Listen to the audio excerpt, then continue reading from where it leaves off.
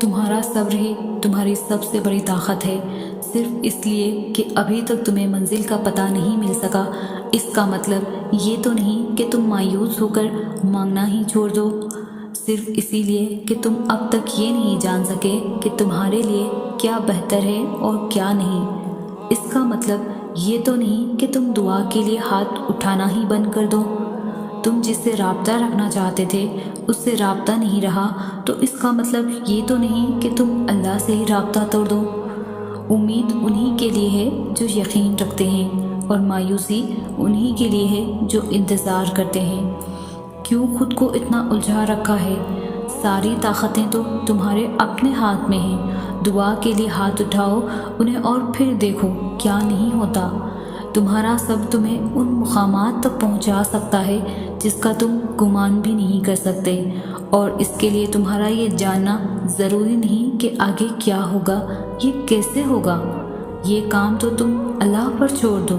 تمہارا کام بس یقین رکھنا ہے۔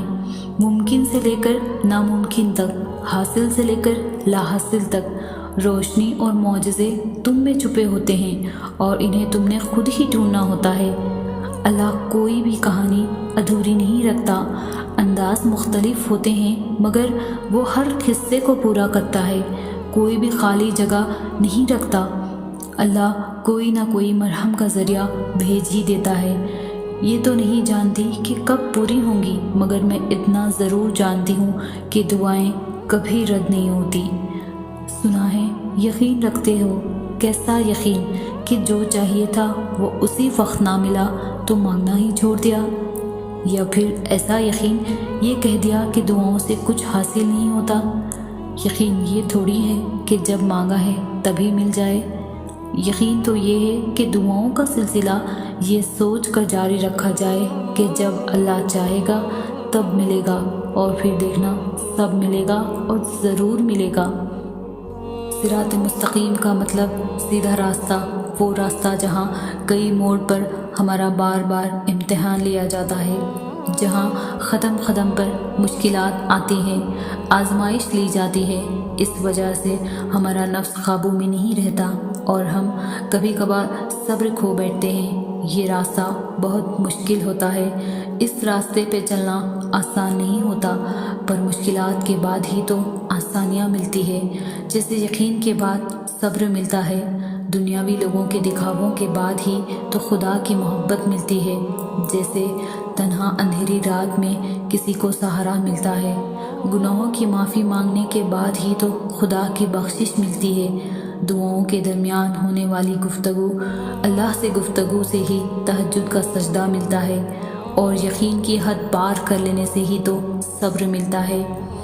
اللہ پہ پختہ یقین، اللہ پر پختہ توکل کر لینے سے ہی تو خدا کی محبت ملتی ہے۔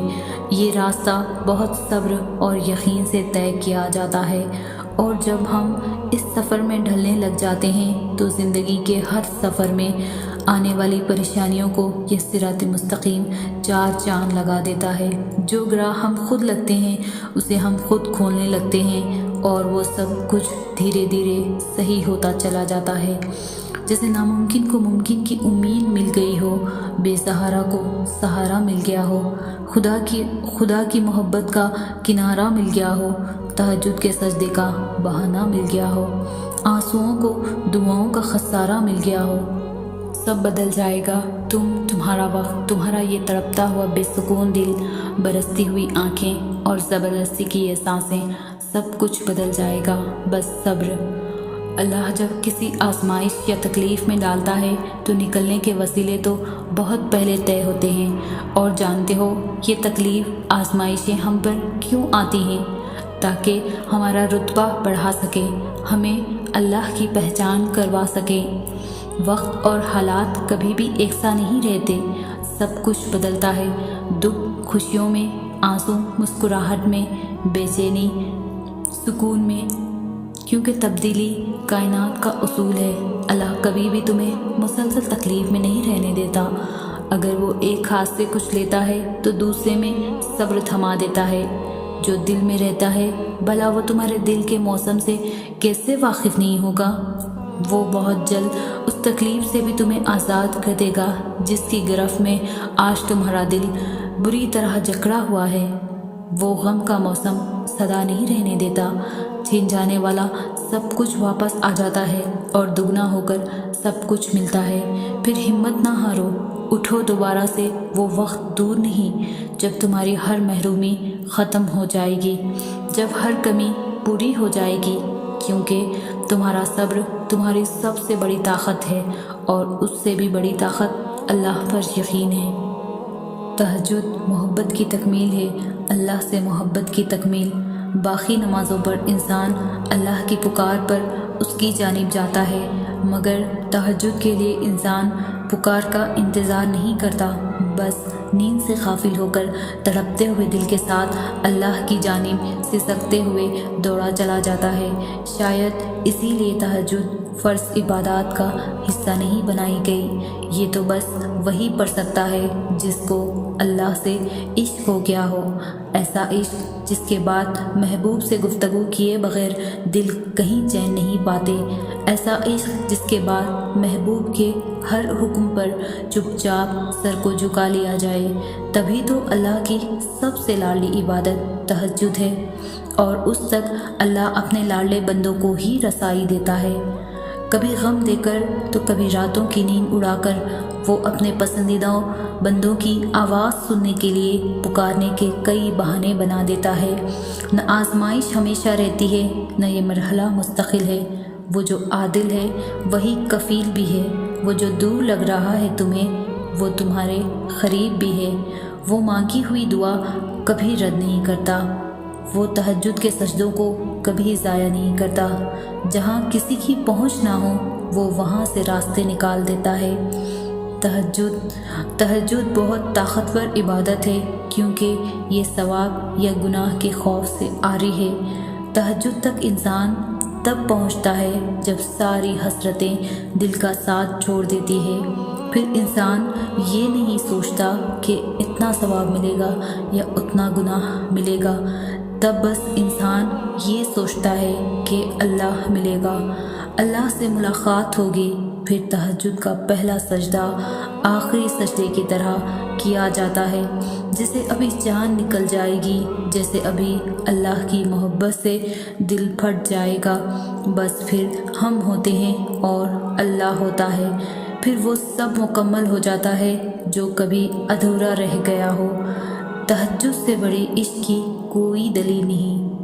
وہ لڑکی آسمان کو دیکھ کر باتیں کیا کرتی تھی، وہ اس رات کی اندھیری میں آسمان کو بہت غور سے دیکھتی، چاروں اور نظر دوڑاتی۔ کہنا تو بہت کچھ تھا اسے، پر وہ اپنے نم آنکھوں سے مسکرا کر خاموش ہو جاتی تھی۔ اسے پتا تھا صبر کرنے سے خدا کی محبت مل جایا کرتی ہے، وہ خدا جس سے جو سارے جہاں کا مالک ہے، جو پتھر سے بھی پانی نکال دیتا ہے اور اپنے بندے کو کسی نہ کسی چیز کا وسیلہ بنا دیتا ہے، جو سارے بند دروازے کھول دیتا ہے، جو ناممکن دعاؤں کو ممکن میں بدل دیتا ہے، وہ اللہ جو اپنے بندے کو تہجد کی عادت ڈال دیتا ہے۔ اسی لیے ہر تہجد کی دعا میں خدا کو ہی مانگا کرتی تھی۔ پتا تھا اسے پاک محبت تو بس خدا کی ہے، وہ پاک محبت جو کسی نامحرم کی محبت خود خدا سے مانگا کرتی تھی۔ تنہا راتوں میں جب بھی جاگا کرتی تھی، آنسوؤں سے خدا کو ہی یاد کیا کرتی تھی۔ اب کی بار وہ جاگنے لگی صرف خدا کے لیے، جو اب تہجد میں خدا سے ملاقات کر لیا کرتی ہے۔ وہ تہجد جہاں خدا مل جایا کرتا ہے، اس لگن سے سجدہ کرتی تو خدا کا شکر ادا کر کے سجدے سے نہ اٹھ پاتی۔ وہ ایک کن کہہ کر سب یادیں بھلا دیتا ہے، وہ انسان کا ہر سوال کا جواب ضرور دیتا ہے۔ اسی لیے ہر تہجد کی دعا میں اللہ سے باتیں کیا کرتی، سوال پوچھا کرتی، وہ جو راستے جو بند ہیں کسی رکاوٹ کی وجہ سے، ان باتوں کا ذکر اب وہ خدا کے سامنے نہ کیا کرتی۔ پتہ چلے گا کہ اب ایسے معجزے کیسے ہوتے ہیں۔ اکثر اب ان چیزوں میں بھی اس کو معجزے نظر آنے لگتے ہیں جو اس کے لیے ایک بری آزمائش بن کر گزارا کرتی۔ اب کے وہ سارے آنسوؤں، صبر کے خون، توکل، خدا سے باتیں، وہ سب کچھ اب خدا کے لیے کیا کرتی۔ کہتی کہ توکل کرنے سے خدا مل جایا کرتا ہے۔ یہ بات وہ اپنے ہر آزمائش سے لڑ کر بتایا کرتی۔